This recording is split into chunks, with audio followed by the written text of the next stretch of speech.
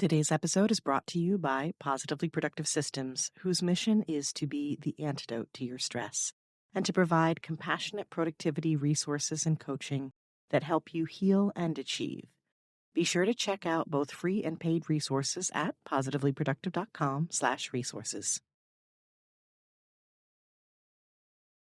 Remind yourself that you are prioritizing your well-being. This is not only about being productive and successful and doing the things. It's about who you are as a person. It's about your mental wellness and emotional wellness.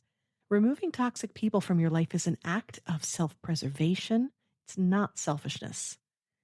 Guilt has no place here, and you are not responsible for their actions or responses when it comes to making these changes to protect yourself.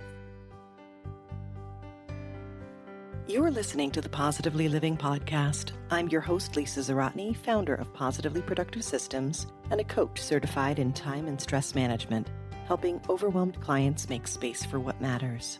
Join me each episode as we explore ways to live a more proactive, productive life with topics and guests that speak to simplifying self-awareness, systems, and so much more. I understand overwhelm personally as a fellow multi-passionate entrepreneur, wife and mom to kids and cats, and former caregiver. I'm here to help you choose what's right for you so you can do less, live more, and breathe easier. Sound good? Let's get to it. Welcome to the Positively Living Podcast. I'm your host, Lisa, and today's topic is a spin on a topic I cover repeatedly here, decluttering.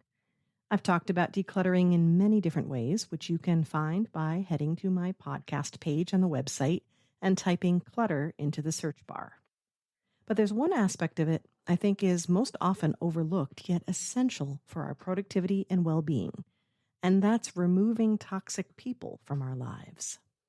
When you talk about clutter in a closet, it doesn't seem so bad to talk about removing it, tossing it, getting rid of it. Even though I talk about decluttering in different terms, like releasing, it's still essentially about removing. So when you bring people into the mix and all the emotional baggage that comes with relationships, enough to fill many closets, it hits different. Limiting someone's access to you, especially if you are deeply caring and loving, can sound really uncomfortable. And to quote Cher from Clueless, way harsh. I originally touched upon this idea in episode 118 about 7 things we do to sabotage our happiness and productivity. It was number 6, by the way, spending time with negative people. And I brought it back up again in episode 152 when I talked about the 3 things you need to spring clean from your life. In that episode, I somewhat jokingly said, if you want me to do an episode about decluttering people, let me know. And you did let me know. So here we are. Even if we strive to be modern-day hermits, and I know that's a goal that some of my friends have, I am talking to you, my tech-loving, event-dodging introverts. People still factor into our lives. Whether it's people we live with or people we see online, we're influenced by those around us. And just as messy environments affect our productivity, so too messy relationships and even interactions can. Today, I'm sharing how to recognize toxic influences as well as ways to remove them. We'll go over the impact of toxic people, how it connects to codependency, warning signs to watch for, and practical steps to go about this kind of detox so you can make space for both what and who lights you up. Toxic people are those who consistently exhibit negative behavior and undermine your well-being. They may be manipulative, critical, overly demanding, and generally unsupportive. And while they may do these things obviously, and may even be known as a negative person, they may also look like people you know and love, who seem really nice and who claim to support you, but don't do or say things to back that up. People can pay lip service to wanting what's best for you, but their actions tell you all you need to know. Even if there's someone who seems so nice that they make Mary Poppins look like a thug, if you're not supported by them, or worse yet, sabotaged by them, That means they are toxic to you, and that is ultimately up for you to decide. Before I continue, I want to make it clear that this doesn't mean all negative people are toxic. Sometimes people are negative due to life events. Grief and trauma can change how we interact with the world and with others. Clinical depression doesn't mean someone is toxic. But I do want you to consider how much energy you have available versus how much anyone needs from you, toxic or not. Truly toxic people keep you from positive and productive activities and drain your energy. Have you heard the term energy vampire? You show up and interact with them, and instead of feeling energized and upbeat and encouraged, you experience stress and anxiety and maybe even a hit to your self-esteem. You may feel incredibly tired after an interaction, and I'm not talking about the introvert tired after too much peopling. I'm talking about a truly weary feeling of being drained, which is the perfect term to use for the vampire title. One of the emotional traps that keeps us connected to toxic people is codependency, which we talked about in episode 53. I highly encourage you to listen to that conversation with my amazing guest, Mallory Jackson, who also covered living a trauma-informed life in episode 29. These are some foundational episodes that are the top 10 of all episodes. And in episode 53, she helps us understand boundaries, self-love, and codependency and how they connect. Codependency is a focus on other people's problems, feelings, needs, and wants while minimizing or ignoring your own. Codependents see other people as more important than themselves and prioritize taking care of them in order to feel needed, loved, or worthwhile. If you're codependent, you may even see a toxic person as a challenge and find tending to their needs satisfying to you. And toxic people may exploit these tendencies, which perpetuates this negative cycle. And this is what we want to break you free from. In order to identify signs of toxicity in your relationships, you need to ask yourself these questions after you interact with someone.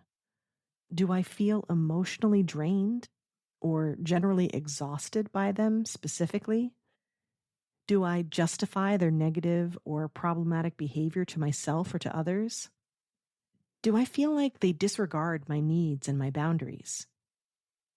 Do I sense jealousy at my accomplishments or maybe even feel the need to downplay what I achieve in front of them? Do I feel anxious or on edge in their presence? Do I feel unsafe with them? If you answered yes to any of these questions, it is worth reflecting on your relationship and your interactions with this person, and it might be time to consider a toxic people detox. Also, if safety is an issue, I urge you to seek help as soon as possible. How do you go about detoxing when it's actual people? Well, first, you need to get clear on what's going on. Take time to assess your relationships. Ask the questions I provided. Write them down and journal your thoughts. You may be surprised by your assessment. You may find patterns of toxicity that you didn't even know were there. And you want to make sure to evaluate who the person is that you're considering and what role they have in your life.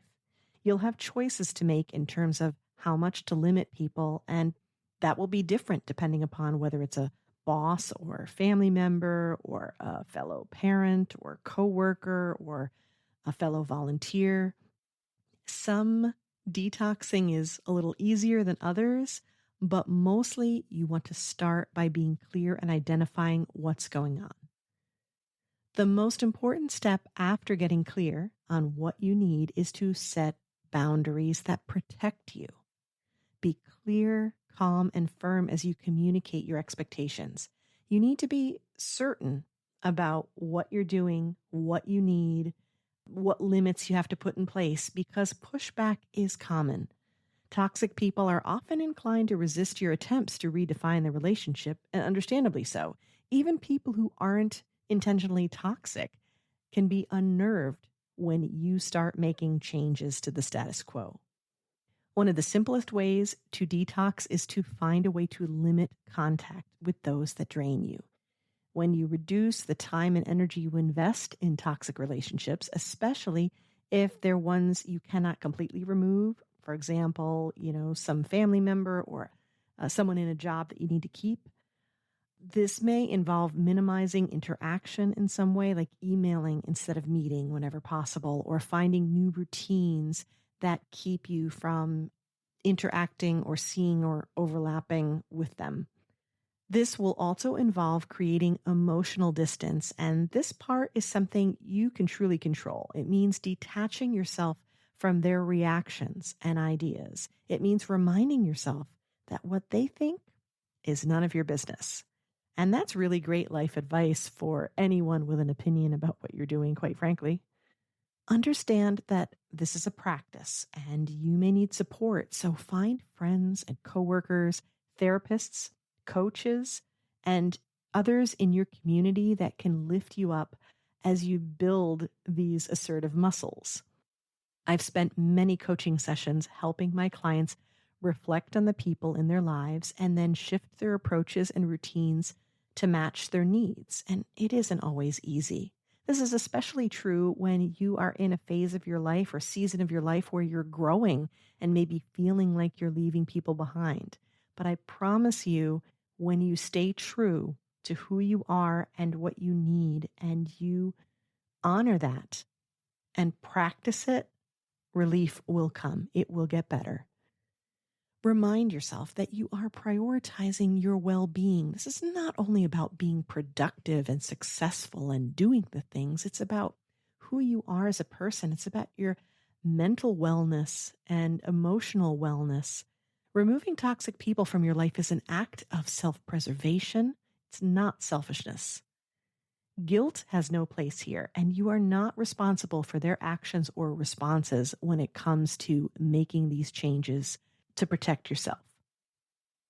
Speaking of the support side of things, as you practice protecting your boundaries, right, and honoring yourself, and you want to surround yourself with positive and supportive individuals, this includes focusing on building new connections with those who support you in the way that you need. And I'm immediately thinking about some relationships that I've been in the past, some romantic relationships where I wasn't being nurtured and loved in the way that I needed to be. And it took courage to break it off. But when I did, I was able to find a new relationship where I got everything I needed and more.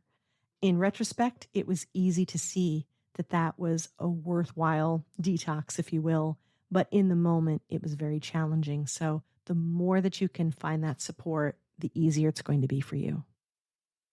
Although the focus today has been on people and relationships, I want to add that you can experience toxicity in interactions online with those whom you follow. This is especially true with influencers and any mentors you may have. It could even be the case with business coaches.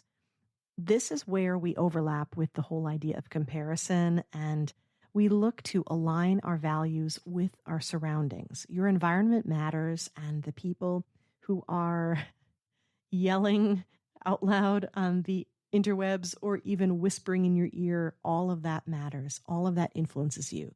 So if you follow someone on social media who doesn't represent what you value or seeks to take from you without considering your best interests, if you follow someone who consistently makes you feel less than or makes you question what you know to be true, this might be a toxic situation for you, and this may call for a detox.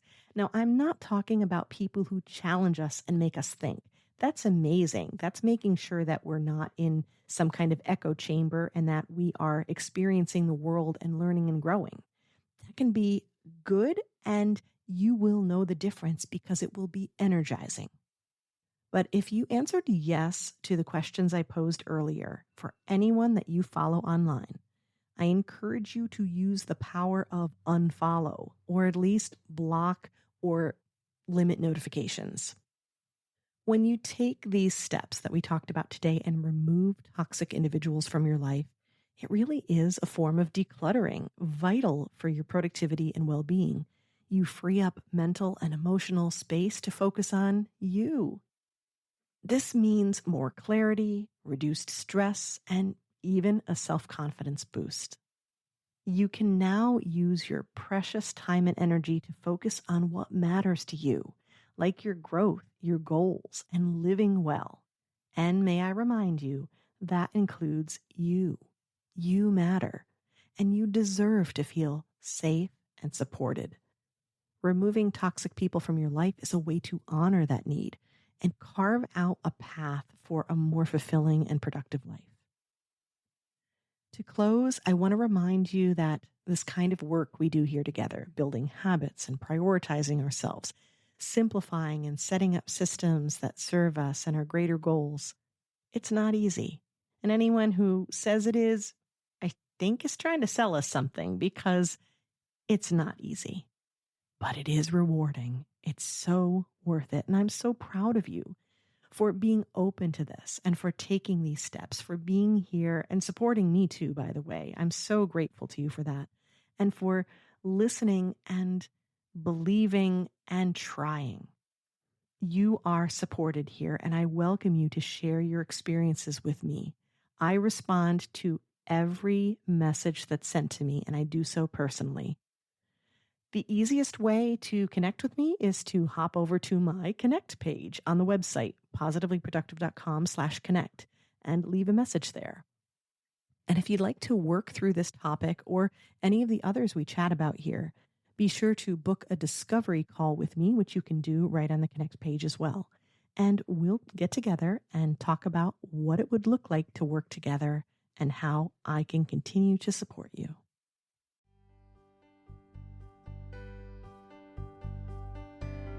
Thank you for joining me today. Your time is precious and limited, and I'm honored you chose to spend it with me. If you have feedback, questions, or want to schedule a chat, head to positivelyproductive.com/connect. And if you are looking for any of the resources referenced on the podcast, from books to products to training and more, go to positivelyproductive.com/resources.